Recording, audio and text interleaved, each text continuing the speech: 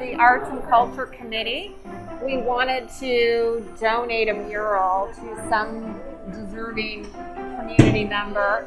And so we started with the idea of doing a mural, and of course we needed to find an artist.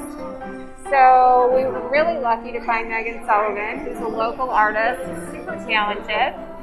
And then we needed to find a deserving community to donate the mural to. And we were connected with the Ventura County Family Justice Center.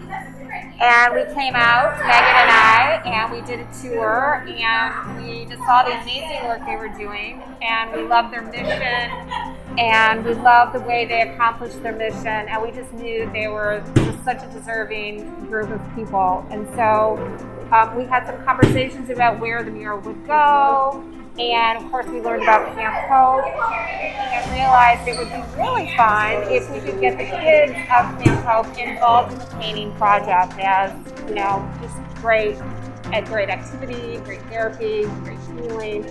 And so we came up with the idea for the artists and the kids to work together to create the mural. And so that's what we're doing today. There's a whole community out there, family justice centers and Camp Hope providers. And as you get to know more about this community, you see the model is so effective. And the kids that we saw 6 years ago, we're now still in touch with. That bond has worked. And so we know that ultimately this program needs to succeed and get bigger and bigger and bigger. There are about 7,500 calls to 911 in Ventura County every year for domestic violence. We're working with a group of kids, it's about 40. And so we know we have a lot more work to do and room to grow. And we need our whole community to really pitch in. Like the Westlake Women's Club sponsoring this event today. Having a muralist come in, work with the kids, do something creative and positive. All of those things matter. We're creating good memories and good relationships. We have people that come into the hospital as trauma patients, and then once they're taken care of and they connect with our Family Justice Center, then they're followed for several months to ensure that they have good outcomes. And that data is being tracked. It's being tracked from year to year to ensure that we don't have repeat patients coming through over and over and over again. And the work they do over here is phenomenal. It's great to have multi-organizations under one roof to take care of a patient, rather than having a patient or a client go from one address or organization to the other and get re-traumatized. And that's what the goal is, to prevent that re-traumatization.